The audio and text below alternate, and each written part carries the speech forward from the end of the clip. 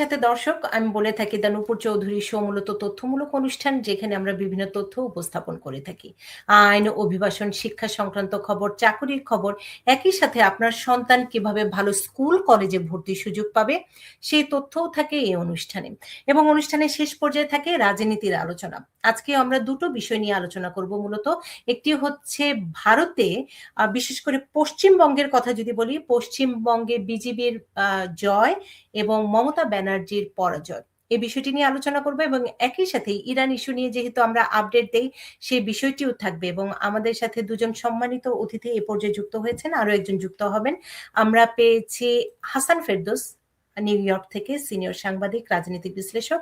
এবং আমরা পেয়েছি ঢাকা থেকে অধ্যাপক AKM শাহনেওয়াজ, তিনি জাহাঙ্গীরনগর বিশ্ববিদ্যালয়ের অধ্যাপক, সম্মানিত অধ্যাপক। এবং আরো একজন অতিথি আমার সাথে যুক্ত হবেন, তাকে পাওয়া মাত্রই আপনাদের সাথে আমি যুক্ত করে নিব। শুরুতে একটু জেনে নিই, তপ্ত রাজনৈতিক আলোচনা হওয়ার আগে হাসান ভাই কেমন আছেন একটু জেনে নিই। ভালো আছি। AKM শাহনেওয়াজ, আপনি কেমন আছেন? আমি ভালো আছি, এবং একটা যোগ করে দেই যে আমি অতি সম্প্রতি অবসরে গিয়েছি। আচ্ছা, সাবেক অধ্যাপক। আপনার সাথে আমার এর আগে যখন অনুষ্ঠান হয়েছে তখন আপনি রিটায়ারমেন্টে যাননি, রাইট? এই 2 মাসের ব্যাপার। 2 মাসের ব্যাপার। হাসান ভাইও রিটায়ারমেন্টে আছেন। রিটায়ারমেন্টের জীবন তো একটু অন্যরকম, রাইট? সেটি নিয়ে আমরা আরেকদিন আলোচনা করব যে কেমন যায় সেই জীবনটি, সেটি অনেক কর্মব্যস্ততা থেকে কি হঠাৎ করে শূন্যতা অনুভব কিনা, সেটি নিয়ে আমি বিশেষ অনুষ্ঠান করব। তবে আজকে মূলত আমি আলোচনা করব পশ্চিমবঙ্গের বিষয়টি বেশি আসবে, তারপরে আমি ভারতের অন্যান্য বিষয় নিয়ে আলোচনা করব। এবং ইরান প্রসঙ্গ নিয়ে যেহেতু আমার প্রত্যেক সপ্তাহে একটু আপডেট দিতে হয়, সবাই জানতে চায় আসলে শান্তি আলোচনাটি কি হয়েছে কিনা, চুক্তি হয়ে গেছে কিনা, সেই বিষয়টি আমি পরে আসব। শুরুতে আমি একটু সাবেক অধ্যাপক, ওনাকে দিয়ে হাসান ভাই একটু শুরু করি, যিনি ঢাকা থেকে যুক্ত হয়েছেন, যেহেতু একদম আমরা একটু অনেক দূরে আছি নিউ ইয়র্কে। অধ্যাপক কখনো সাবেক হয় না, অধ্যাপক মানে অধ্যাপক, কেমন? আচ্ছা, অধ্যাপক সাবেক হয় না। ডাক্তার যেমন সাবেক হয় না, গভর্নর যেমন সাবেক হয় না, অধ্যাপক সাবেক হয় না, অধ্যাপক। আচ্ছা, ঠিক আছে। অধ্যাপনা করেই যাচ্ছি, আপনার কথার সাথে মিলিয়ে বলি, এখানে নয় ওখানে অধ্যাপনা করেই যাচ্ছি। ও আচ্ছা আচ্ছা, ঠিক আছে। তাহলে আজকেও করবেন। আমি একটু জানতে চাই যে যেহেতু মমতা ব্যানার্জির বিষয়টি নিয়ে সবচেয়ে বেশি আলোচনা হচ্ছে, তার পরাজয়ের বিষয়টি, আমি বিজেপির উত্থান নিয়ে একটু পরে যাব। শুরুতে আমি একটু জানতে চাই আপনার কাছে, মমতা ব্যানার্জির এই পরাজয়ের পিছনের কারণ কি মনে হয়? দেখুন, আমি যেটা লক্ষ্য করছি, আমাদের যে ভূ রাজনৈতিক অবস্থা এবং আমাদের যে মানসিক প্রস্তুতি, যারা শাসক দল থাকেন তাদের এক ধরনের চিন্তা ভাবনা এবং কার্যক্রম, এটা বাংলাদেশ এবং পশ্চিম বাংলার মধ্যে দূরত্ব খুব কম এই দৃষ্টিকোণ থেকে। তো ফলে মমতা ব্যানার্জি এইরকম বিপুলভাবে হারার আগ পর্যন্ত কিন্তু ঠিক এইভাবে অনুমান করা যায়নি। তবে মনে হচ্ছিল যে সাধারণ মানুষের এক ধরনের ক্ষুব্ধতা তৈরি হয়েছে, যেমন আমাদের দেশেও সাধারণ মানুষের এক ধরনের ক্ষুব্ধতা তৈরি হয়েছে। এটাই অনেক ক্ষেত্রে ক্ষুব্ধতা তৈরি হয়, অনেক ক্ষেত্রে ক্ষুব্ধতা তৈরি করা হয়। এই দুটো বিষয় দুই দেশের জন্য প্রায় সমান। তবে হয় কি, আমরা বাংলাদেশে যেমন দেখেছি, একটা দীর্ঘদিন যে কোনো শাসক গোষ্ঠী বা দল যদি ক্ষমতায় থাকে, তাদের মধ্যে নানা রকম দুর্বলতা ধরা পড়তে থাকে, যেটা মানুষকে যখন আহত করে তখন তারা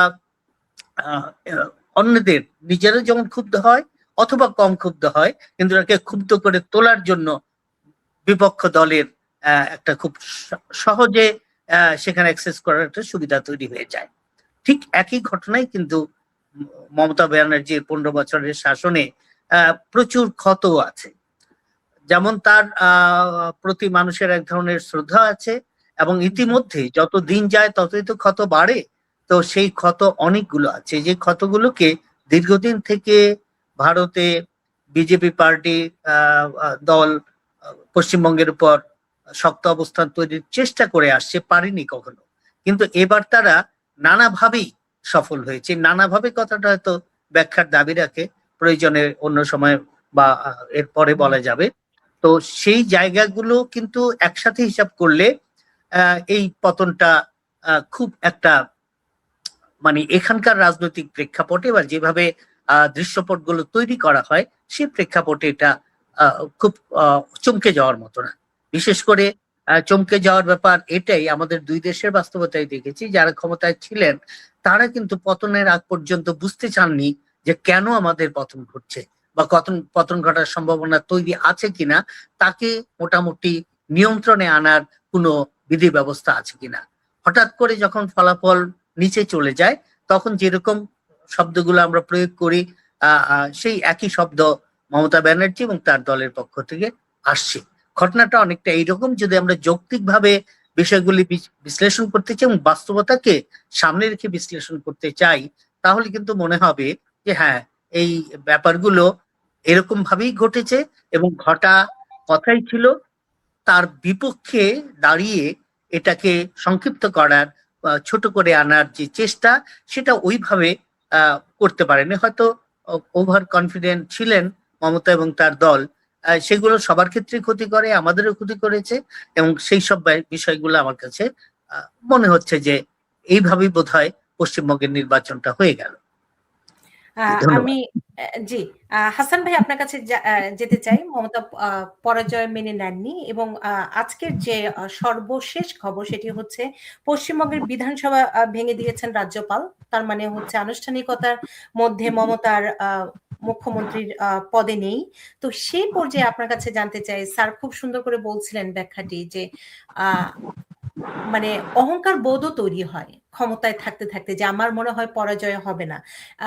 এই ক্ষেত্রে আমি আরেকটু বিষয় একটু জানতে চাই যে ইলেকশন অনেক সময় অনেকভাবে আরোপিত করা হয়। ঠিক আছে, যারা ক্ষমতায় থাকেন তাদের বিরুদ্ধে আক্রোশ তৈরি হয়, কিন্তু বিজেপির তো ছকও ছিল, অনেক ভোটারদের তারা বাদ দিয়েছেন, এরকম অনেক আলোচনা হচ্ছে। হাসান ভাই, এইসব প্রেক্ষাপটে আপনার মন্তব্যটি কি হবে মমতা ব্যানার্জির পরাজয়ের ক্ষেত্রে? মমতার পরাজয়ের ৩টি বা ৪টি মুখ্য কারণ। প্রধান কারণ এটাকে বলে অ্যান্টাই ইনকামবেন্সি। একটা লোক ১৫ বছর ধরে ক্ষমতায় আছে এবং এই ১৫ বছর সে ক্ষমতাকে যথেচ্ছ অপব্যবহার করেছে। মমতা সরকারের দুটো হলমার্ক, একটা হচ্ছে সিন্ডিকেট রাজ। বাংলাদেশে যে ঘটনা ঘটেছে সেই সিন্ডিকেট মমতা ব্যানার্জি করে দেখিয়েছে কি করে সিন্ডিকেট করতে হয়। ২ নম্বর দুর্নীতি, অবিশ্বাস্য দুর্নীতি ঘটেছে।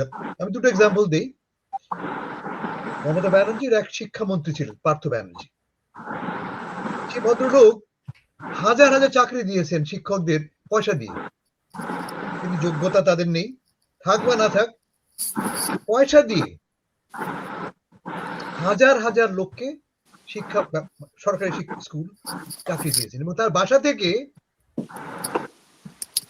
49.8 crore মানে 50 কোটি টাকা ক্যাশ পাওয়া গেছে। যখন তাকে ধরা হলো সেন্ট্রাল গভর্নমেন্টের নির্দেশে, তার বাসায় 50 কোটি টাকা ক্যাশ পাওয়া গেছে। টেলিভিশনের পর্দায় দেখা যাচ্ছে টাকা গোনা হচ্ছে, লাইভ ব্রডকাস্ট হচ্ছে কত টাকা। 50 কোটি টাকা একটা লোকের বাসায়, সে মন্ত্রী, মমতার ঘনিষ্ঠ বন্ধু। এই একটা বললাম এক্সাম্পল। সারদা চিট ফান্ড, আমি এরকম জানো কিনা, সারদা ফান্ড বলে একটা কাণ্ড ঘটেছে পশ্চিমবাংলায়। পঞ্জি স্কিম আমাদের এখানে যেমন হয়েছিল, পঞ্জি স্কিম, এই লোক জেলখানে মারা গেল কিছুদিন আগে, কয়েক বছর আগে। তুমি 10 টাকা দেবে, তোমাকে প্রমিস করেছে 6 মাস পরে তুমি তোমাকে 30 টাকা দেবো। এটা হলো পঞ্জি স্কিম। কোটি কোটি টাকা সে লুট করেছে এবং 3 জন মন্ত্রীর সঙ্গে যুক্ত। মমতাও কার্যত বা এক্সটেনশন যুক্ত। রোজ ভ্যালি স্ক্যান্ডাল, একই কাণ্ড, একই রকম পঞ্জি স্কিম। 25 কোটি 30 কোটি টাকা লোকে খুইয়েছে, সবই সরকারি ক্ষমতা বলয়ের ভেতরে। এটা একটা কেমন, এটা আমার বিবেচনায় মমতার প্রতি যে বিদ্বেষের কথা বললেন অধ্যাপক সাহেব, এই বিদ্বেষের সূত্র হচ্ছে এখানে। এক হচ্ছে গিয়ে সিন্ডিকেট রাজ, ক্ষমতার অপব্যবহার আর দুর্নীতি গেল একটা। 2 নম্বর তুমি যেটা বলেছো সেটা খুব গুরুত্বপূর্ণ, হচ্ছে যে ইলেকশন ইঞ্জিনিয়ারিং। এটা কি করে হয়েছে ভারতে? সর্বত্রই হয়। এবার পশ্চিমবাংলা কি ঘটেছে? পশ্চিমবাংলায় একটা, এটা ভারত জুড়ে ঘটেছে, তা হচ্ছে যে স্পেশাল রিভিশন করা হয়েছে নির্বাচনী ভোটার তালিকার একটা রিভিশন করা হয়েছে। বলা হচ্ছে যে অনেক ভুলভাল লোক আছে, লোক মরে গেছে, তার নাম এখন রয়ে গেছে, রিভাইজ করো। সারা ভারত জুড়ে হচ্ছে, আসামে হচ্ছে, অন্যত্র হয়েছে। তো পশ্চিমবাংলায় প্রাথমিকভাবে 90 লক্ষ লোকের নাম পাওয়া গেছে। 90 লক্ষ লোক এই SIR a special intensive revision বলা হচ্ছে। 90 লক্ষ লোকের, হ্যাঁ এসআইআর, হ্যাঁ স্পেশাল ইন্টেন্সিভ রিভিউ, কেমন? তো তাতে 90 লক্ষ লোকের নাম প্রাথমিকভাবে তালিকাভুক্ত করা হয়েছে। এতে কারা আছে বলা হচ্ছে অর্ধেকের বেশি, প্রায় অর্ধেক মৃত মানুষ, ডুপ্লিকেট নাম আছে ঠিকানা নাই, ঠিকানা আছে নাম নেই, এরকম ঘটনা 90 লক্ষ। এর মধ্যে সেকেন্ড রিভিউ দেখা গেল প্রায় 30 লক্ষ লোক তাদেরকে বাদ দেওয়া হলো। কারণটা কি? এটাকে বলা হচ্ছে লজিক্যাল ইনকনসিস্টেন্সি। লজিক্যাল ইনকনসিস্টেন্সি কিরকম? তোমার নাম এক জায়গায় আছে, তোমার বার্থ সার্টিফিকেটে অন্য নাম আছে, বা তোমার ঠিকানা দেখাচ্ছ কাগজে তোমার ঠিকানা এখানে, থাকো তুমি আরেকখানে। লজিক্যাল ইনকনসিস্টেন্সি আমাদের দেশে তো কমন ব্যাপারে জিনিসটা। আমাদের দেশে কার কাছে বার্থ সার্টিফিকেট আছে, কার কাছে বাড়ির ঠিকানা বাধাই করা অবস্থায় আছে। যে 27 লক্ষ লোক তালিকা থেকে বাদ গেল, লিটারেলি এই 27 লক্ষ লোকের ব্যবধানে পশ্চিমবাংলা নির্বাচনে বিজেপি জিতে গেল। মমতা পেল 80টা, উনি পেলেন 207টা। লিটারেলি ভোট পড়েছে যে 92%, তাতে বিজেপি পেয়েছে 46% ভোট পেয়েছে, মমতা পেয়েছে 41%। তফাৎ কতটুকু? 5%। 5% মানে ওই যে বললাম 27 লক্ষ বা 28 লক্ষ বাদ পড়লো, এর বেশি হতে পারে, কিন্তু রাফলি যত লোক ভোট দিতে পারেনি তত লোকের ব্যবধানে বিজেপি জিতেছে। কেমন? থার্ড হচ্ছে যেটা করেছে শুভেন্দু অধিকারীরা, বিজেপিরা, হচ্ছে যে ভোটটাকে দুভাগে ভাগ করে ফেলেছে। এই ভোটটা হচ্ছে মুসলমান বনাম হিন্দু এইভাবে। ইনফ্যাক্ট শুভেন্দু অধিকারী ভোটার নির্বাচনের ফলাফল পাওয়ার পরে চিৎকার করে বলছে হিন্দুদের জয় হলো, হিন্দুজ হ্যাভ ওয়ান। তার মানে পশ্চিমবাংলার মানুষরা হয় হিন্দু না মুসলমান, তারা ভারতের নাগরিক নন, তারা মানুষ নন, বাঙালি নন, হয় হিন্দু না মুসলমান, এভাবে ভাগটা হয়েছে। যে ক্যাম্পেইনটা করেছে বিজেপি, দিল্লি থেকে নির্দেশ এসছে, প্ল্যানটা সেভাবেই করা, তা হচ্ছে যে হিন্দু ভোটের কনসলিডেশন।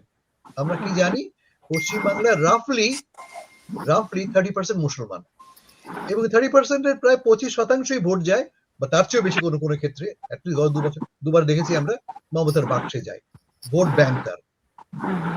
এই যে বললাম 30% ভোটার, 100 মিলিয়ন লোক, সেখানে তার 30% মানে 30 লক্ষ ভোটার, তার প্রায় সবটাই যায় মমতা অনেক কিছু করেছে এদের জন্য, ধরে রাখবার জন্য। মৌলবীদের পয়সা দিচ্ছে, মসজিদে পয়সা দিচ্ছে, নানা রকম তার স্কিম আছে তার মুসলমান ভোট কবজা করবার জন্য। কিন্তু এবার মুসলমান ভোট সে পায়নি অনেক, তার কারণ ভীতি, ভয় থেকে। একটা ভয়, 2 নম্বর ভয় হচ্ছে যে তুমি দেখে থাকো ছবিতে, টেলিভিশনের পর্দায় সবাই চিৎকার করে দেখাচ্ছে এই আমার কার্ড, এই আমার কার্ড, এই আমার পাসপোর্ট, এই আমার বার্থ সার্টিফিকেট। ভীতি থেকে যদি আমি ভোট না দিতে পারি তাহলে আমি নাগরিকত্ব হারাতে পারি। এই ভয়, এই বলো 92% ভোট হয়েছে, কেন হয়েছে? এত লোক ভোট দিতে কেন গেল? এবং এরা কারা? মূলত নিম্ন বর্গের মানুষ, মূলত বর্গের শ্রেণী আছে, বাংলাদেশ থেকে আসা উদ্বাস্তু, পরিযায়ী শ্রমিকেরা, বিপুল পরিমাণ মতুয়া শ্রেণীর মানুষরা এই তালিকা থেকে বাদ গেছে। ফলে ওভারঅল এই ইঞ্জিনিয়ারিং এর ফলাফল দাঁড়িয়েছে এই যে, ওই যে বললাম 5%, সেই 5%-এর ব্যবধানে 81 বনাম 207-এর ভোটে জিতে গেল আমি এখানে। জি, আমাদের সাথে এই মুহূর্তে যুক্ত হয়েছেন সৈয়দ মাহমুদুল্লাহ, সিনিয়র সাংবাদিক, নিউ ইয়র্ক থেকে। মাহমুদুল্লাহ ভাই, আপনি শুনতে পাচ্ছেন? হ্যাঁ, শুনছি। আমরা মূলত শুরুতে একটু আলোচনা করব মমতা ব্যানার্জির যে পরাজয় সে বিষয়টি নিয়ে, তারপরে বিজেপির উত্থান কিংবা ধর্মীয় উগ্রবাদিতার পুরো বিশ্ব জুড়ে যে ছড়িয়ে যায় সেই বিষয়টি নিয়েও আলোচনা করব। তো আপনার মন্তব্যটি একটু নিতে চাই। শুরুতে মমতা ব্যানার্জির পরাজয়ের কারণ হিসেবে আপনি কি মনে করেন? আমি একটু দেরিতে চেক ইন করলাম, লিঙ্কইন হাসান সাহেবের বিশ্লেষণ আমি শুনলাম, মোটামুটি ভাবে তিনি সবকিছু ব্যাখ্যা করেছেন। তো একটা হচ্ছে যে দুর্নীতি প্রচন্ড ভাবে, আর প্রথমে একটা শুরু করি, আসলে পুরোটা আমি শুনি অনেকাংশ। সেটা হচ্ছে কোন সরকারি একেবারে ধরা যাক ফেরেস্তা সরকার, দেবদূতের সরকারও যদি এক টার্মের বেশি থাকে পপুলারিটি কমে, 2 টার্মের বেশি থাকলে আরো কমে, 3 টার্মের পরে প্রচন্ড ভাবে কমে। এই একটা লোকে টায়ার্ড হয়ে যায়, একবারে চমৎকার শাসন দিল, সুশাসন দিল একটা একটা, আর অপশাসন দিলে সেটা আরেকটা। কথা হচ্ছে এর আগে 34 বছর মানে জ্যোতি বসু এবং বুদ্ধদেব ওনারা নাম দুর্গ। ক্ষমতায় ছিলেন। হ্যাঁ, ওনারা ক্ষমতায় ছিলেন, সিপিএম ক্ষমতায় ছিলেন। তারা এতদিন থাকার পরেও পশ্চিমবঙ্গে দারিদ্র্য থেকে শুরু করে সোশ্যাল মানে সেক্টরে তেমন কোনো উন্নতি তারা করতে পারেনি, ব্যাপক উন্নতি করতে পারেনি। 1, 2 নম্বর, তাদেরও একটা সময় এসে গেল দাদাগিরি। তারা একটা অনেকটা যেন এটা আমার ভূমি, সবকিছু আমার প্রাপ্য, এই দাদাগিরি বা এই যে সেন্স অফ মানে ওনারশিপ, এইসব আমি ওন করি, এই এই যে এই এটা মমতার দলের তৃণমূলের লোকদের ভিতরে গজিয়ে গেছিল। তাদের একটা মানে সব আমাদের, আমাদের। হাসান সাহেব যেটা বললেন, প্রাইমারি স্কুলের শিক্ষক নিচ্ছে, সেখানে তার ডেপুটি চিফ মিনিস্টারের মর্যাদার মতো প্রায়, তিনি সেকেন্ড মোস্ট ইম্পর্টেন্ট পার্সন। তিনি ঘুষ নিয়েছেন, তার মানে গার্লফ্রেন্ডকে নিয়ে সেখানে রাখছেন, তার কাছে টাকা, নিজের কাছে টাকা, এখানে টাকা, ওইখানে টাকা, একটা না এরকম অনেক কাণ্ড। এর মানে কি যে মানে মমতার দল ছাড়া পশ্চিমবঙ্গে অন্য যারা বা সারা ভারতে মোদির দলে অন্যান্য যারা আছে সরাস দেবদূত, তারা একেবারে তাদের তার তদন্ত হয় না, তদন্ত হচ্ছে বিরোধী দলগুলো। তো যাই হোক, ধরা পড়েছে এটা দুর্নীতি প্রচন্ড, এটা দুঃখজনক দুর্নীতি।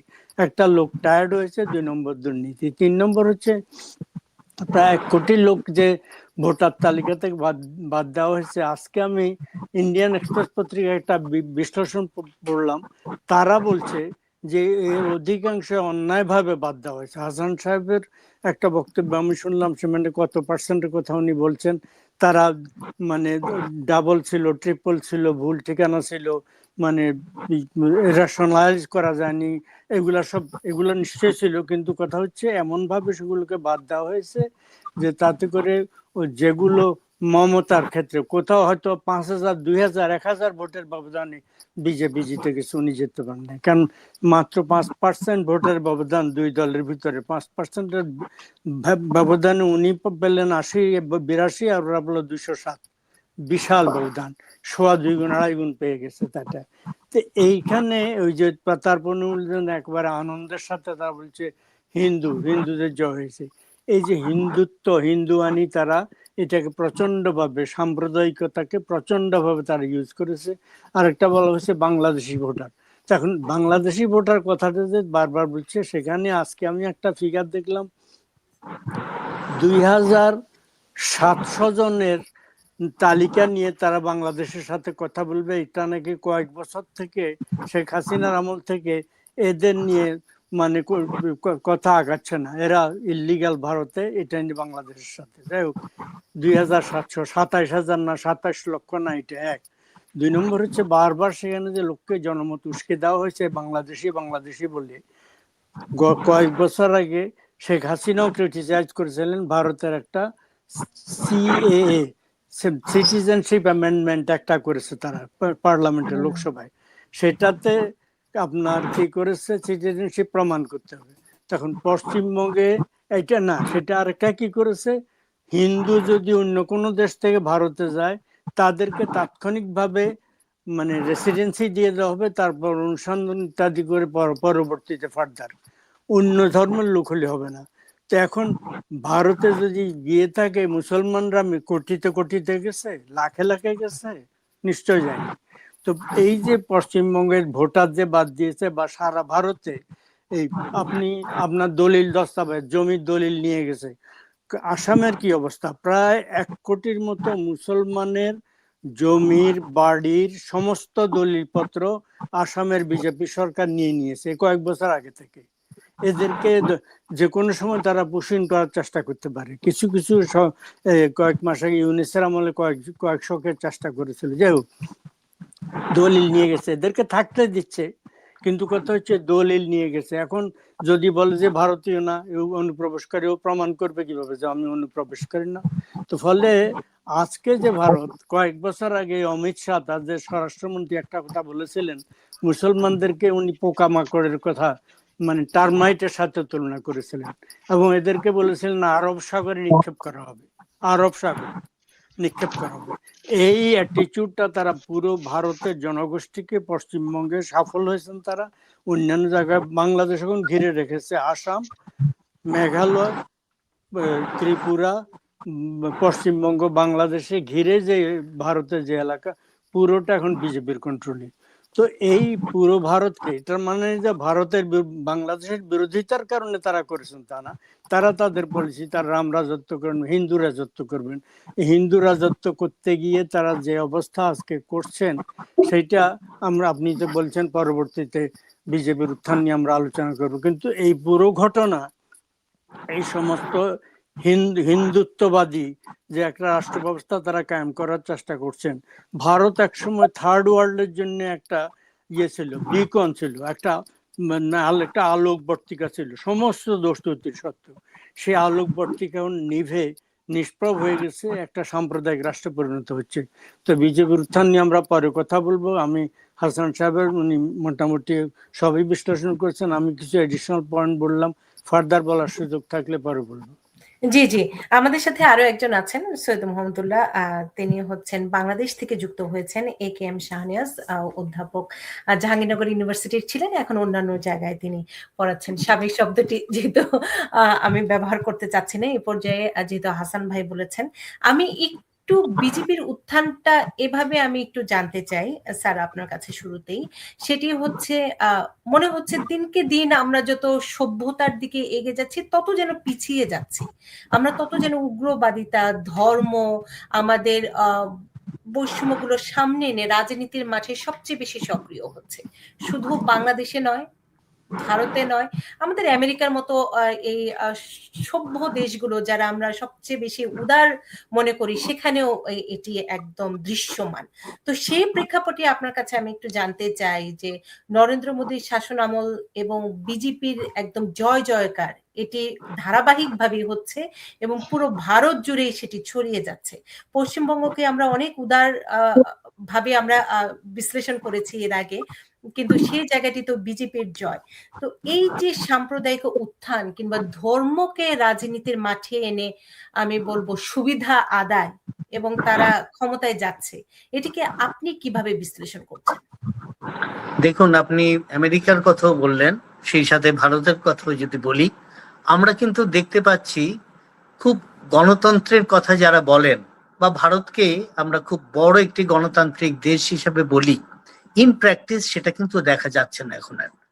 ডেমোক্রেসির যে বিষয়গুলো মানুষের কল্যাণের দিকে নিয়ে যায়, সেটা দেখছি না। না হয়ে সেটা হয়ে যাচ্ছে একটা উগ্রবাদিতা, একটা ধর্মীয় উগ্রবাদিতার দিকে ভারত চলে যাচ্ছে, এবং এর সাফল্যের সাথেই আমি বলবো ওই অর্থে এগিয়ে যাচ্ছে। এখন এই এগিয়ে যাওয়ার পেছনে কিন্তু অনেকটা শিক্ষার তো একটা সংকট আছেই, এবং সোশিও ইকোনমিক কিছু বিষয়ও কিন্তু কাজ করছে। যারা অন্ধকারে হাঁটতে চায়, তারা কিন্তু কিছু তথ্য সূত্র নিজেদের শক্তি বাড়াতে খুঁজে বেড়ায়। ভারতে মমতার ওই আপনার বিজেপির কথা বলার সাথে যুক্ত যদি করি, যে সোশিও ইকোনমিক যে কিছু বিষয় আছে, সেগুলো কিন্তু প্রভাবিত করেছে এইভাবে যে, দেখুন, এই যে গত 5 অগস্ট থেকে যে ছাত্র জনতার বিদ্রোহ বলি, অভ্যুত্থান বলি, যে নামেই বলে না কেন, সেগুলোর পরপরই কিন্তু সাংঘাতিকভাবে শক্তি সঞ্চয় করেছে দুই দেশই, যার যার দিক থেকে, দুই দেশ বলবো না, দুই দেশের কিছু দল যারা ধর্মীয় রাজনীতি করে, তারা গুজবটা বেশি বড় হয়েছে প্রকৃত ঘটনার চেয়ে, এবং সেটা কিন্তু উস্কে দিতে সাহায্য করেছে। যেমন আমাদের এখানে কিছু মন্দির পোড়ানো, সংখ্যালঘু হিন্দু সম্প্রদায়ের বা আক্রমণের কিছু ঘটনা ঘটেছে, কিন্তু আমার যে বন্ধুরা কলকাতায় আছেন, তারা আতঙ্কিত হয়ে স্বাভাবিকভাবে, কারণ সেখানে সোশ্যাল মিডিয়ায় সেগুলো এত ব্যাপকভাবে পল্লবিত হচ্ছে যে তারা আতঙ্কিত, বলছে হিন্দুরা কেমন আছে বাংলাদেশে। এমন কই, আমার বন্ধুরা তো আমাদের সাথে আছেন, গল্প করছি, খাচ্ছি, যাচ্ছি, ঘুরছি, তেমন কিছু না।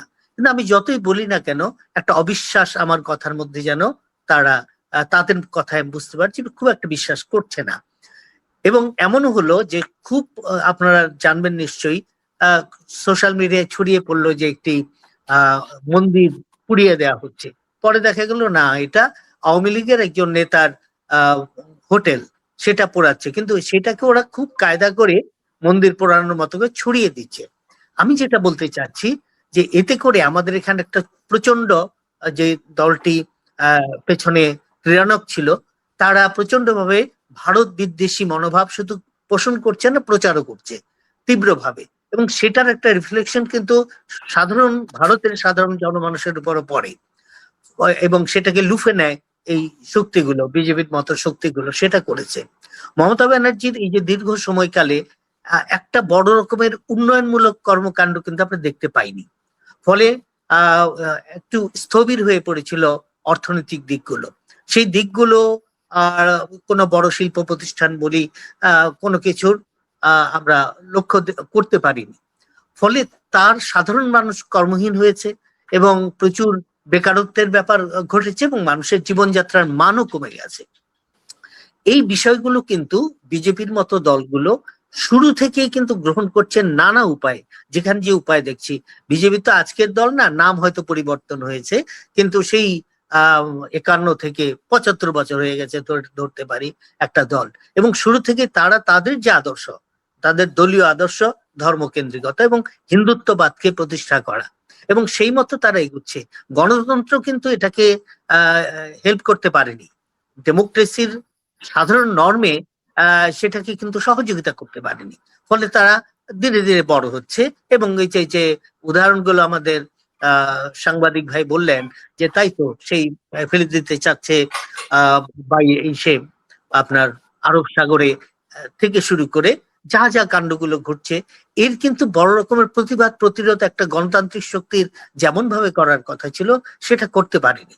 এবং পশ্চিমবঙ্গ যেখানে আমরা বেশি আশা করেছিলাম, সেখানেও কিন্তু যে সাধারণ এবং সংস্কৃতি অঙ্গনের মানুষ যারা এর আগে বা রাজনীতির সাথেও যারা বাম রাজনীতির ঘরানার ছিলেন, তাদের মধ্যে একটা বড় রকমের প্রতিবাদ প্রতিরোধ করার প্রবণতা ছিল বরাবর, সেটিও কিন্তু খুব বড় হয়নি।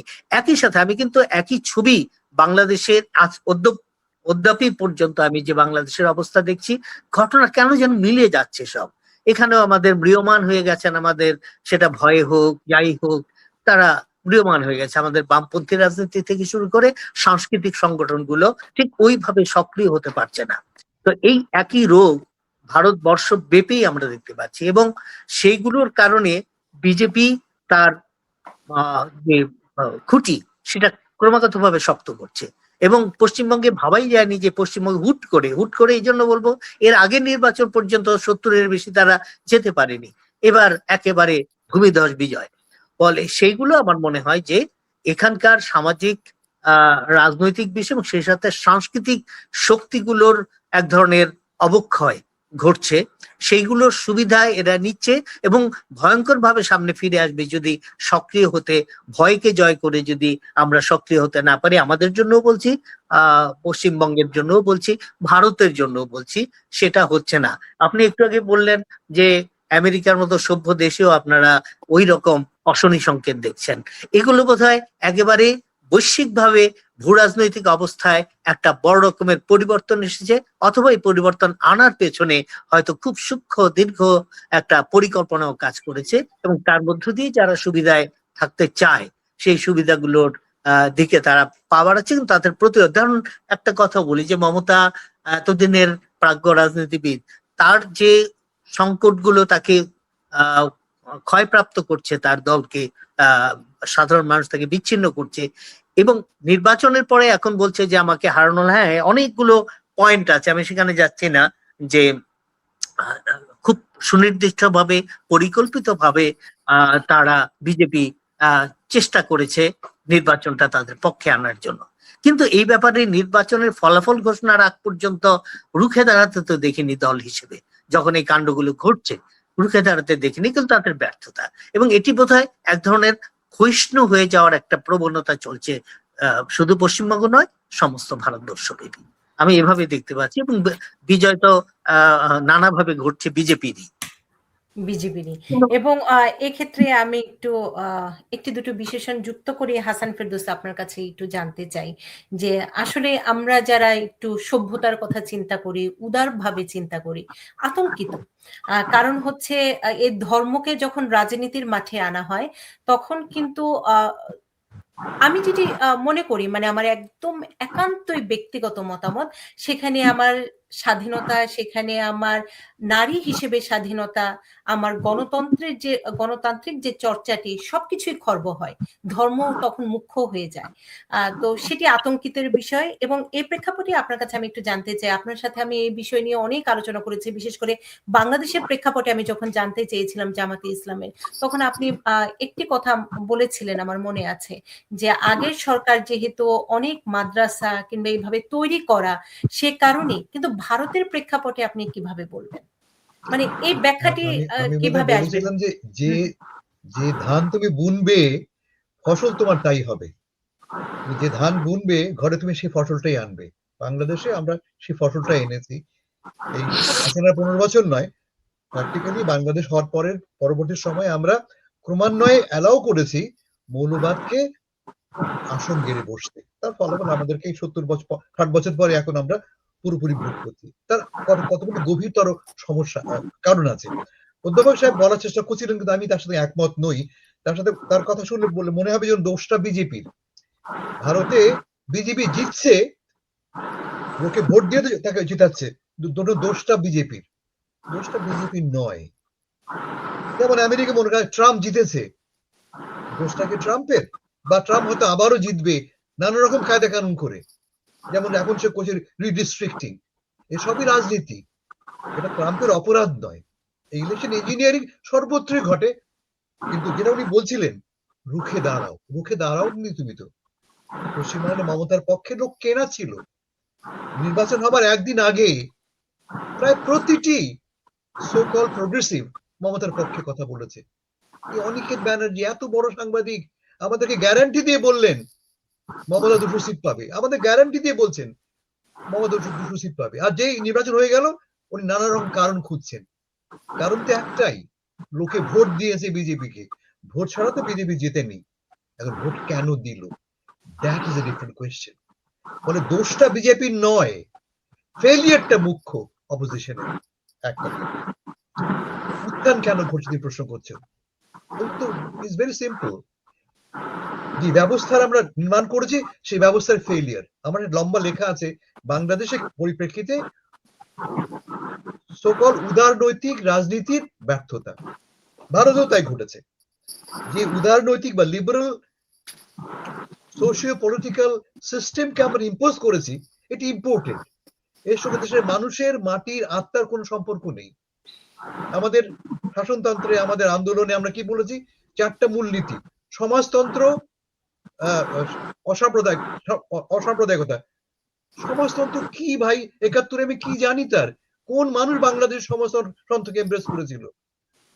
কে করেছে সমাজতন্ত্রকে? এই কয়েকজন লোক চেয়ারে বসে সিদ্ধান্ত নিচ্ছেন। আমাদের পুরো ব্যাপারটাই ঘটেছে কয়েকজন লোক বসে সিদ্ধান্ত নেবার জন্য। দেশের সঙ্গে, মানুষের সঙ্গে কোনো সম্পর্ক নেই, যে কারণে আমরা বামপন্থী আন্দোলন পুরোপুরি হাওয়া হয়ে গেল। এ কথা ভালো মতো মুজাফফর আহমেদ সাহেব বলতেন, ন্যাপের মুজাফফর আহমেদ। উনি বললেন রুটির কথা বলবো, মসজিদের কথা বলবো, রুটি নিয়ে আন্দোলন করব, শুক্রবারে মসজিদও যাব। ধার্মিক লোক তিনি ছিলেন না, কিন্তু পালসটা বুঝতেন, মানুষের পালসটা তিনি বুঝতেন। তিনিও নিঃশেষ হয়ে গেছেন। মধ্যে কথা দাঁড়াচ্ছে যে সংকটটা, যে ব্যবস্থার পত্তন করেছি আমরা, তার ফলাফল হচ্ছে এই সংকট। পশ্চিমে কি ঘটছে?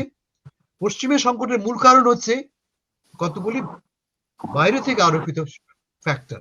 প্রধান ফ্যাক্টর হচ্ছে ইমিগ্রেশন। পুরো পশ্চিম ইউরোপ এখন ক্ষত বিক্ষত হয়ে পড়েছে। কি দিয়ে?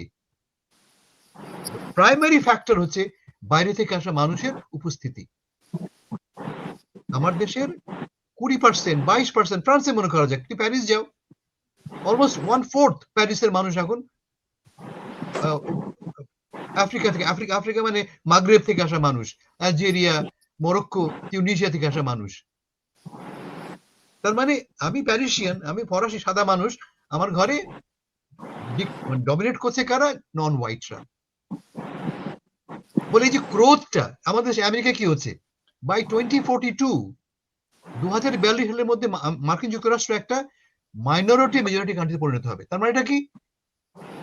অশ্বেতকায়রা, বহিরাগতরা, বহিরাগত বলা অন্যায় হচ্ছে, অশ্বেতকায়রা, নন হোয়াইটরা হয়ে পড়বে মেজরিটি বাই 2042। 2040 সালের সেন্সাস হবে, যদি বর্তমান পপুলেশন গ্রোথ অব্যাহত থাকে, এই রেট থাকে আমাদের, 2040 সাল প্লাস 2 বছর 2042 সালের মধ্যে মার্কিন যুক্তরাষ্ট্র একটা অশ্বেতকায় প্রধান দেশে পরিণত হবে। ইনফ্যাক্ট এখনই আমেরিকা একটা অশ্বেতকায় প্রধান দেশ।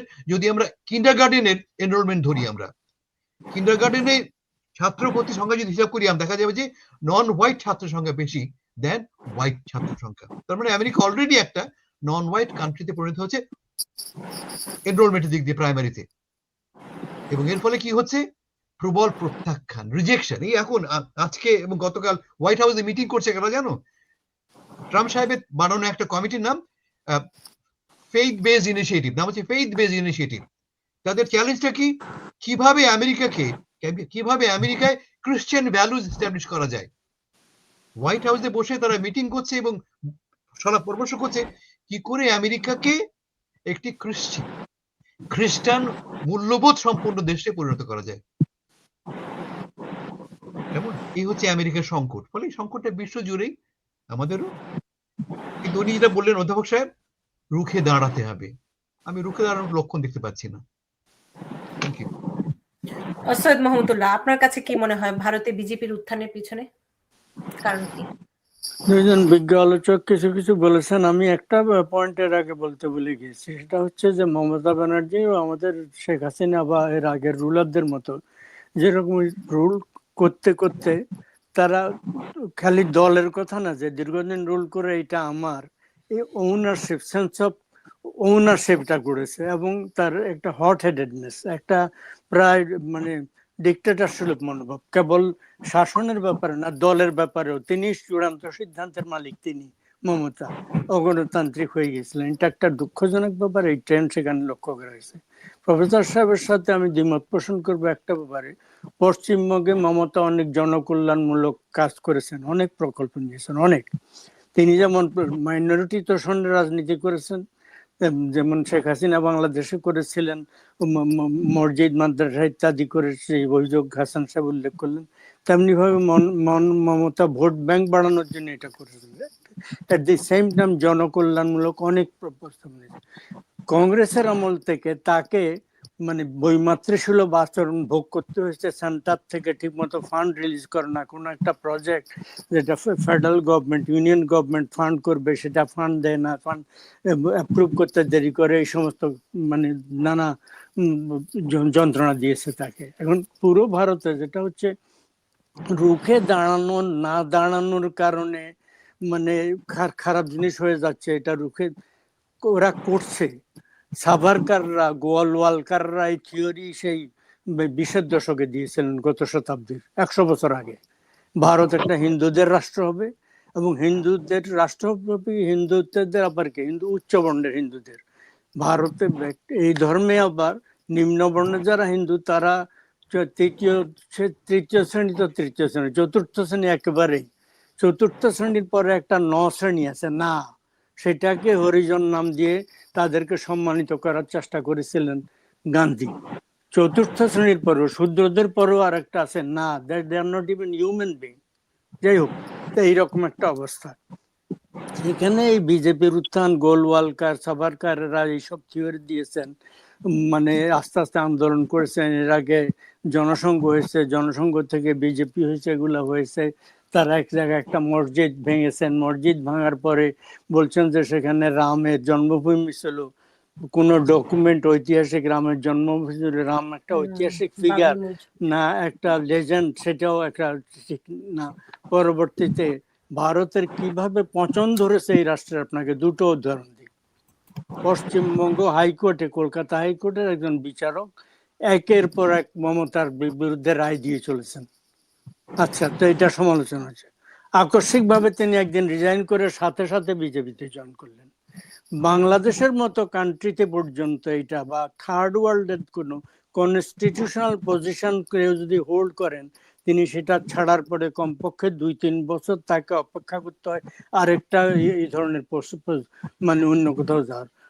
যে বাবরি মসজিদের রায়ের কথা বললাম, চিফ জাস্টিস সম্ভবত গোগল বা এই জাতীয় একটা নাম ছিল এক ভদ্রলোকের, চিফ জাস্টিসে ওই রায়টা দেওয়ার 1 সপ্তাহ পরে উনি মানে সম্ভবত করেছেন, আপনার রিটায়ার করেছেন, বা 2 সপ্তাহ রিটায়ার করার 1 বা 2 সপ্তাহ পরে ওনাকে রাজ্যসভার তার মানে কথাবার্তা আগে হয়ে গেছে। একজন চিফ জাস্টিস ব্রেইন কিরকম পচেছে, দলীয়করণ কিভাবে ভয়ঙ্কর ভাবে হয়েছে, একজন চিফ জাস্টিসকে আগে থেকে রিক্রুট করে রেখেছে।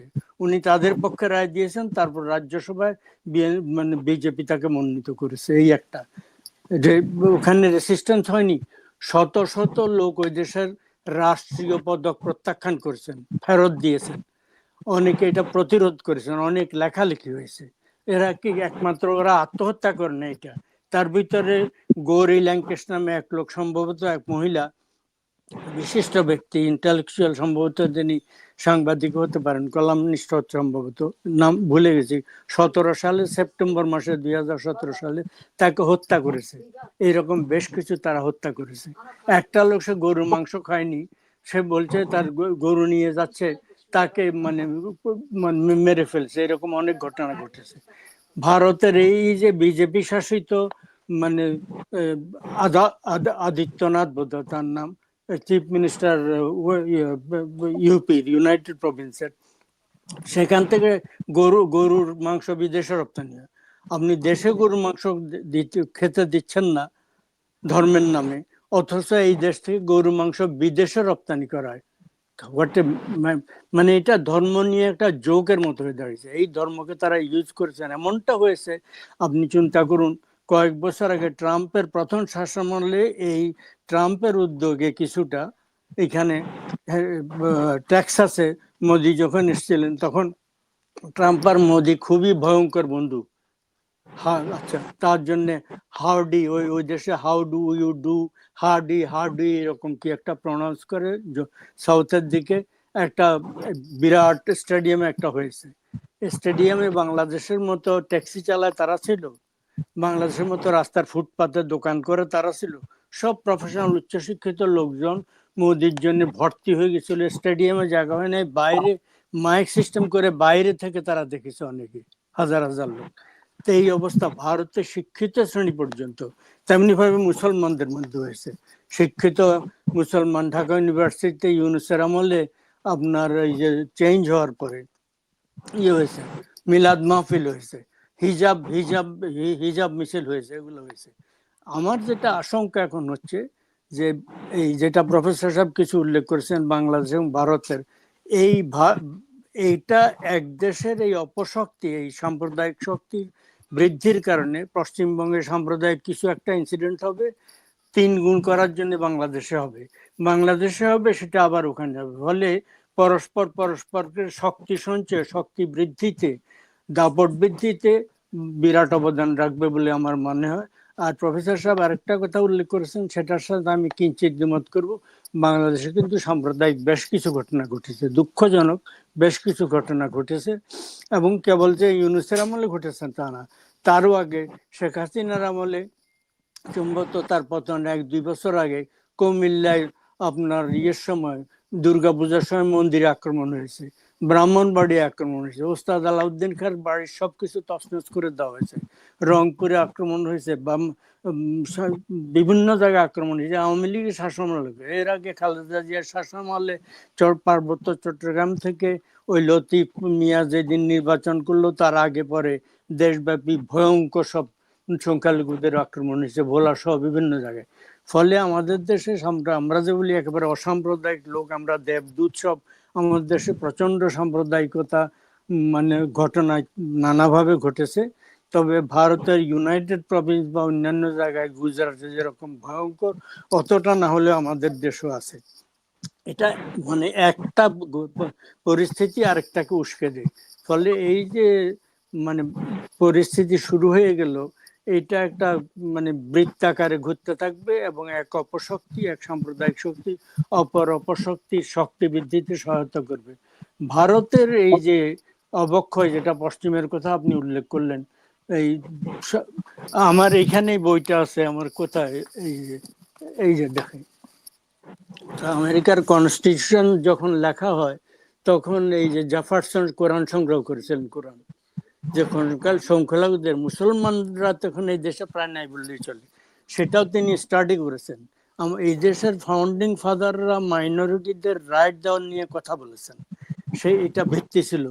তখন এই যে আলোকিত লোকরা ছিলেন, সবাই আলোকিত ছিলেন, দুর্ভাগ্যজনক ভাবে পৃথিবী ব্যাপী আলোকিত চাইতে অন্ধকার যুগ এসছে। আর এই যে পশ্চিমে আমরা ভাবছি বিভিন্ন দেশে এই যে অশ্বেতাঙ্গরা এসছে, অসংখ্য কেন এসে তাদের দেশ ভারতে দেশ শাসন করেছে, পুরো আফ্রিকা শাসন করেছে, ইন্দোনেশিয়া থেকে ওই অঞ্চল শাসন করেছে, সারা ওয়ার্ল্ড শাসন করেছে। করার ফলে তাদের থেকে কিছু কিছু লোক নিজের কাজ কারবারের জন্য, দাসের জন্য, কৃতদাস বা শ্রমিকের জন্য তারা নিজেরা ইম্পোর্ট করছে। ব্রিটেনে ট্রেন চালানোর জন্য ট্রেনের শ্রমিক, রেলের শ্রমিক, কারখানা শ্রমিকের জন্য ভারত থেকে নিয়েছে, ভারতবর্ষ থেকে।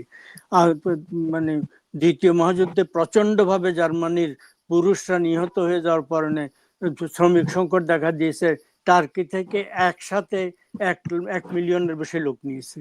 তো এইভাবে তারা নিজেরাই এটা পথ তৈরি করেছে, তাদের কলোনিয়ালিজমের উত্তরাধিকার। সেই জন্য ব্রিটেনের কয়েক বছর আগে একজন ভারতীয় বংশোদ্ভূতকে আমরা দেখলাম প্রাইম মিনিস্টার হতে। এখনো কনজারভেটিভ পার্টির যিনি নেত্রী সেই দেশের, তিনি একজন মানে ঘানায়ান মহিলা, মানে তার জন্ম ঘানাতে, ঘানায়ান এক না, জন্ম ঘানাতে না, সম্ভবত ঘানায়ান এক পিতামাতার সন্তান। তো এইটা তাদের কর্মের ফল। তারা যে ফসল, যেটা হাসান সাহেব একটু আগে বলেছেন, আমি যে ফসল রোপণ করব, বপন করব, সেটাই তো তার মানে যেই শস্য আমি বপন করব তারই ফসল তো আমার ঘটে, বীজ। বীজ তো তারা এই বীজ বপন করেছে, তারা কলোনিয়ালিজম করেছে সারা পৃথিবীর সমস্ত। ওই কয়েকদিন আগে একজনের কোটেশন শুনলাম, এই আমাদের নিউ ইয়র্কের মেয়র বলছেন যে তোমাকে যদি সুযোগ দেওয়া হয়, কাকে কি বলার কথা, ব্রিটেনের রাজাকে তুমি কি বলবা? বলছে যদি সুযোগ থাকে আমি বলবো যে ভারতকে কোহিনূরটা ফেরত দিয়ে দেন, ওই ডায়মন্ডটা ফেরত দিয়ে দেন। আচ্ছা, তো এই কথাটা কয়েক বছর আগে ব্রিটেনে উঠছিল। তখন ব্রিটেনের একজন মন্ত্রী, তিনি কি বলেছিলেন জানেন? যে এগুলা যদি দেওয়া শুরু হয় ব্রিটিশ মিউজিয়াম খালি হয়ে যাবে। ব্রিটিশ মিউজিয়াম, ফরাসি মিউজিয়াম, সমস্ত ওয়েস্টার্ন মিউজিয়াম গুলো তো এই তৃতীয় বিশ্ব থেকে, কলোনি থেকে আনা, এগুলো এখন $1 ট্রিলিয়ন বেশি সম্পদ তারা ওখানে জমা করেছে। ফলে তারা কাফারা দেবে না, তারা ক্ষতিপূরণ দেবে না। ফলে এইটা নিয়ে এখন তারা নিজেদের সমাজকে যদি আবার এখন রেসিস্ট সমাজ করার চেষ্টা করে, সেটা করবে। এবং কিছুদিন আগে প্রেসিডেন্ট ট্রাম্পের পক্ষ থেকে মানে একটা লেখা লিখেছিল হাসান সাহেব, সেটা বলেছিল পশ্চিম ইউরোপ ফেসিং সিভিলাইজেশনাল ইরেজার। ওদের সিভিলাইজেশন কি? সিভিলাইজেশন পাশ্চাত্যের এরিয়ান সভ্যতা, শ্বেতাঙ্গ, ওই যেটা হিটলারের বক্তব্য ছিল, পিওর সাদা দ্বারা যে সভ্যতা, এইটা ইরেজারের দিকে চলে যাচ্ছে। একটা আতঙ্ক। বর্ণনা, ধর্ম এখন রিলিজিয়ন, মানে সাদা মানুষের খ্রিস্টান রিলিজিয়ন, এরা পিটার হেক্সনের বিখ্যাত স্পিচ আছে, এবং আমাদের ভাইস প্রেসিডেন্ট ভ্যান্স জার্মানি যে ভাষণটা দিয়ে এসেছেন প্রথমে, প্রথমে যে বললেন সংকটটা সভ্যতাগত সংকট, দুই কারণে, বর্ণগত কারণে, ধর্মগত। এবং এই ধর্মগত কারণটা এত প্রকট হয়েছে, যারা নিজেরা ধর্ম পালন করে না, ধর্মকে রাজনীতি ইউজ করে, তারা ধর্মগুরু, সবচেয়ে বিখ্যাত ধর্মগুরুর সাথে বিতর্কে লিপ্ত হয়েছেন এটা নিয়ে, পোপ মহাশয়। যাই হোক, এই হচ্ছে অবস্থা আমাদের। এইগুলা করে পৃথিবীর চাকা, রথ, যেমন চীনের যে অবস্থা এখন, যেভাবে তারা ডেভেলপ করছে, এত সমস্ত সত্য। এই মাত্র সেদিন একটা দরিদ্র ছিল, এখন তো আমরা আপসেট হয়েছি ওই দরিদ্রদের বেটা, সেদিন ওই জলসাগরের মতো, ওই বেটা দরিদ্র ছিল, ইনি জমিদার ছিলেন, সেই বেটা এখন মানে বাইজি এনে বিরাট মাহফিল করবে। শেষ সোনার মুদ্রা বিক্রি করে তিনি আবার বাইজির গানের আসর করার চেষ্টা করছেন। তো এগুলা চেষ্টা হবে, কিন্তু at the end of the day সভ্যতার যে যাত্রা, পৃথিবীর মানুষের অগ্রযাত্রা, এই যেমন এখন যে এআই, আর্টিফিশিয়াল ইন্টেলিজেন্স যে অবস্থা হয়েছে, আমেরিকাতে কোন একটা কোম্পানি, আমি বলছি এই কয়েকদিন আগে একটা বের করেছে, এটার একটি মাত্র কপি বলা হয়েছে বিদেশি একটা রাষ্ট্রকে মাত্র একটি কপি লিমিটেড পরিমাণ দিয়েছে, ব্রিটেন কাউকে দেয়নি। এইটা এমন একটা অবস্থা করবে সারা পৃথিবীর সব তছনছ করে দিতে পারে। এ তো মাত্র শুধু প্রযুক্তিগত সেই কিন্তু আতঙ্কিত, আমরা যেহেতু আজকে রাজনীতি নিয়ে না, আলোচনা সেটা না করছি, বলছি, আমি বলছি সেখান থেকে সমাধানের পথ। সেটাই বলছি, আপনি এটা তো রোধ করতে পারছেন না। আপনি ত্রিভুজ থেকে ঢেউ আসছে, অশ্বেতাঙ্গ আসছে, এটাও রোধ করতে পারবেন না, এআই কেও রোধ করতে পারবেন না। তো না করতে পেরে বরং নিজেদের চিত্তকে আমরা কলুষিত করার চেষ্টা করছি মানুষের যাত্রা, এবং এটা আমরা পৃথিবীব্যাপী চেষ্টা করা উচিত সভ্যতার দিকে এগিয়ে যাওয়া, সাম্প্রদায়িকতা থেকে মুক্ত হওয়া, অসাম্প্রদায়িক রাষ্ট্র গঠন করা। এটাই আমাদের মানবতা ভিত্তিক, সভ্যতা ভিত্তিক রাষ্ট্র গঠন করা। ভারতের জন্য আমাদের আশা থাকবে, আকাঙ্ক্ষা থাকবে, আবেদন থাকবে যে তারা যেন মানবতার পথ পরিহার না করে, সভ্যতার পর পরিহার না করে সাম্প্রদায়িকতার পথে যেন না হাঁটে। সেটা ভারতের জন্য ক্ষতিকর হবে, পুরো উপমহাদেশের জন্য ক্ষতি হবে, বিশ্বের জন্য ক্ষতিকর হবে, ক্ষতি হবে। আমি স্যারের কাছে যেতে চাই যে সেই চেষ্টাটা আসলে আমি একটু যাই, কেমন? জি সবাইকে জি সালাম। না হাসান ভাই, তাহলে আপনি একটু উপসংহারে পরিত্রাণের পথটি বলে যান, কারণ আমার অনুষ্ঠানে এই উপসংহারে এটি দিয়ে শেষ হবে। পরিত্রাণের পথ জানা থাকলে আমি নোবেল পুরস্কার পেয়ে যেতাম। পরিত্রাণের পথ, ফলে উত্তর আমি জানি না, শুধু আমি এটুকু জানি যে আমাদেরকে পরিশ্রম করতে হবে, আমাদেরকে দাঁড়াতে হবে, আমাদেরকে প্রতিবাদ করতে হবে। প্রতিবাদ ছাড়া, এই যেমন এই মার্কিন যুক্তরাষ্ট্রে দেখা যাক কি দেখছি আমরা প্রতিবাদ করছি বলেই কিন্তু প্রতিবাদ করছি। যেমন আমাদের নিউ ইয়র্ক শহরে একজন মেয়রকে আমরা নির্বাচন করেছি, যে মেয়রটা একজন মুসলমান, দক্ষিণ এশীয়, আফ্রিকান, তার নানা পরিচয়। Are the end of the day তিনি কি? একজন ইমিগ্রেন্ট। এটা ঘটলো কি করে? Itself is a protest. এই যে তার নির্বাচনটা, এটি একটা প্রতিবাদ। এবং এই যে ক্ষুদ্র ক্ষুদ্র জয় করছি আমরা, এই ক্ষুদ্র ক্ষুদ্র জয় একসময় বড় বড় জয় পরিণত হবে, এই আশা পূরণ করছি আমি। সবাইকে ধন্যবাদ, দেখা হবে আবার। জি হাসান ভাই, অসংখ্য ধন্যবাদ। আমি একটু স্যারের কাছে যেতে চাই। স্যার, আমিও উপসংহারে আপনার কাছে এই বিষয়টি জানতে চাই, আসলে আমরা এই ৩ জন ৪ জন আলোচনা করে আসলে সেই পথটি কিভাবে তৈরি করব, সেটি অনেক সময় অন্ধকারময় তৈরি হয়, যে আমাদের এই ছোট ছোট চিন্তা ভাবনা সেটিকে বড় পরিসরে যাবে কিনা, কিভাবে পরিত্রাণের পথটি আমরা খুঁজে পেতে পারি? দেখুন, আমি আপনার এই উত্তর দিতে হলে তো অনেক অনেক ইস্যু আসবে, তা তো সুযোগ নেই বা উচিত না। আমি শুধু এটুকু বলবো যে আমরা এই যে আলোচনার মধ্যে দিয়ে আজকে অনেক কিছু বেরিয়ে বা জেনারেলাইজেশন, যেটা অর্থাৎ আমরা ঘটনার বা সংকটের, আমি প্রথমেই বলবো যে ভারতের সংকট আর বাংলাদেশের সংকট খুব একটা দূরত্ব নেই। এগুলোর যে সামাজিক বাস্তবতা, অর্থনৈতিক বাস্তবতা কাছাকাছি। এখন আমরা যদি কোনো ঘটনাকে গভীরভাবে ভেতর থেকে না দেখি, সামনে থেকে দেখি, তাহলে মুশকিল। এই যে একটু আগে সাংবাদিক মহোদয় খুব ভালোভাবে বললেন যে অনেক অনেক সাম্প্রদায়িক অঘটন ঘটেছে বাংলাদেশে, ঘটছেও, কিন্তু কারা ঘটাচ্ছে, কারা কি, এটা যদি না বুঝি তাহলে কিন্তু সংকটটা থেকেই যাবে, তার প্রতিবিধান সম্ভব না। প্রত্যেকটা ঘটনা, সেই কুমিল্লার ঘটনা বললেন থেকে শুরু করে নানা জায়গায় যেটা ঘটেছে আমাদের তো চোখের সামনে ঘটেছে, এবং এইগুলো যারা করেছে তাদের আবার সবাই চেনে না। আমরা অনেকেই এইভাবেই চেনে যে কিছু সংখ্যক মাদ্রাসার ছাত্রদের মধ্য দিয়ে একটা মব তৈরি করছে এবং তারা এগুলো ঘটনা ঘটাচ্ছে, নাম হয়ে যাচ্ছে তৌহিদি জনতা, নতুন একটি শব্দ আমরা পাচ্ছি, এবং তারা সব জায়গায় ঘটনাগুলো ঘটাচ্ছে। সাধারণ মানুষের তার সাথে সম্পর্ক কতটুকু, এটা হচ্ছে ভাববার বিষয়। আমি তো দেখেছি, আমি সমাজ ইতিহাসের মানুষ, ঘুরে বেড়াই, প্রত্নতত্ত্ব করি, আমি দেখেছি যে সাধারণ মানুষ এটাকে খুব ভালো চোখেও দেখছে না, সম্পৃক্ত হচ্ছেই না। এরা কি শুধু অসাম্প্রদায়িক লোকদের উপর আঘাত করছে না, সেই একই চরিত্রগুলো পীরদের মাজার ভাঙছে, অনেক বাউলদের, মুসলমান বলে পরিচিত যারা, তাদের হত্যা করছে। এই ধরনের অ্যানার্কি তৈরির একটা গ্রুপ তৈরি হয়ে গেছে এখন, এবং তাদের দিয়ে যারা সুবিধা নিতে চায় তারা এগুলো করছে। এখন যদি আমরা সেটাকে দুই দেশের সাধারণ মানুষের মনোভাব বলে বলতে চাই, তাহলে কিন্তু লসটা আমাদের সবারই হবে। আমরা ঠিক মূল্যায়নটা করতে পারবো না, এবং প্রতিবিধানের জন্য যে ব্যবস্থাগুলো গ্রহণ করা উচিত সেগুলো করতে পারবো না। সুতরাং আমার মনে হয় মুক্ত চিন্তার, যৌক্তিক চিন্তার, বৈজ্ঞানিকভাবে ভাবার, এই যে আপনার আহ বিশ্ববিদ্যালয়, ঢাকা বিশ্ববিদ্যালয়, এখন তো আপনি আসলে চিনতে পারবেন না, পোশাকে, আশাকে, চলনে বলনে যেন হঠাৎ ভোজবাজির মতো পাল্টে গেছে। তো এগুলো কেন ঘটছে, কারা ঘটাচ্ছে? এ কি সবার মানসিক চিন্তা এই হয়ে গেল? তা তো নয়। সুতরাং সেই জায়গাগুলো যদি আমরা খুঁজে নিয়ে, যাদের মুক্ত বিবেক বলে মনে করি, মুক্ত চিন্তা যারা করতে পারেন, মুক্তভাবে লেখা পড়া যারা করেন, লিখেন যারা, কথা বলেন যারা, তারা যদি প্রকৃত ভেতরটা দেখে আমরা যদি নীতি নির্ধারণ করি, তাহলে বোধহয় আমরা এই উপমহাদেশের অঞ্চলগুলো একইভাবে যদি ভাবি, তাহলে কিছু স্বস্তি হয়তো একদিনে না হলেও ধীরে ধীরে ফিরতে পারি। ধন্যবাদ।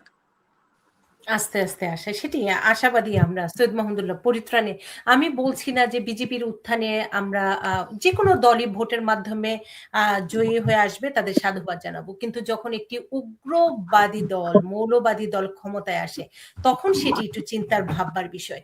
সে প্রেক্ষাপটেই একটু সৈয়দ মাহমুদুল্লাহ আপনার কাছে জানতে চাই, আমরা কখনো চিন্তাও করতে পারি না, আমি এতটুকু যতখানি বয়স হয়েছে, যে জামায়াত ইসলামের মতো একটি দল বাংলাদেশের এই পর্যায়ে চলে যেতে পারে।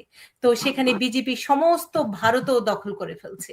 এই যে উগ্র ধর্মীয়বাদিতার জয়গান, গণতন্ত্রের ছত্রছায়ায়, সেটি নিয়ে ভাববার বিষয়। পরিত্রাণের উপায় কি? ওই যে মূল দলগুলো, যে প্রফেসর সাহেব বলছেন, হাসান সাহেব বলে গেলেন, মূল যে দলগুলো যারা ক্ষমতা আসে, তারা ধর্মকে তাদের মূলত ধর্মকে তাদের রাজনীতির হাতিয়ার করে না, কিন্তু ব্যবহার করে। ধর্মকে ব্যবহার করে। হাসিনা সরকারও ব্যবহার করেছে ধর্মকে, খালেদা সরকাররা, জিয়াউর রহমান, সবাই ব্যবহার করে করে এই অপশক্তিকে এদের মানে পালে হাওয়া লাগিয়ে দেয় মূল দলগুলো ক্ষমতার স্বার্থে। অথচ দেখেন কি দুর্ভাগ্যজনক ব্যাপার, বাংলাদেশে যেখানে বাংলাদেশ রাষ্ট্রের বিরোধী ৭১ সালে মানবতা বিরোধী অপরাধে লিপ্ত দলটি এখন তার সঙ্গী সাথীদেরকে নিয়ে ৭৭টা আসন, আবার মহিলাদের আসন আরো বোধহয় 15টা পেয়ে গেল। সেখানে পাকিস্তানে এই দলের একটি সিঙ্গেল আসন নেই, জামাত ইসলামের একটি আসন নেই। পাকিস্তান আমরা সাম্প্রদায়িক রাষ্ট্র বলে ভাবি, সত্যিই এক সেন্সে সাম্প্রদায়িক রাষ্ট্র, সেই রাষ্ট্রে একটি নাই জামাত ইসলামী। বাংলাদেশে এই অবস্থা, এটা দুর্ভাগ্যজনক। ফলে বিএনপি এখন ক্ষমতা আছে, এর আগে আওয়ামী লীগ ক্ষমতা ছিল, এরা যদি এদের শুভবুদ্ধির উপযোগ না হয়, আবার বিএনপি তো ক্ষমতায় যেতে পারতো না। জামাত যে বুদ্ধি করছিল ইউনিসকে নিয়ে এই ইলেকশন বিলম্বিত করার জন্য, ডিসেম্বর পর্যন্ত যদি যেতে পারতো, তাহলে সম্ভবত তারাই ক্ষমতায় যেত।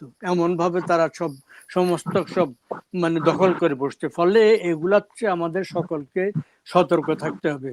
আনফরচুনেটলি রাষ্ট্রের বিভিন্ন অঙ্গ তারা এমন ভাবে বসে গেছে, যাকে বসছে, বিএনপি ক্ষমতা আসার পরে অনেক জায়গা থেকে তাদেরকে সরিয়েছে।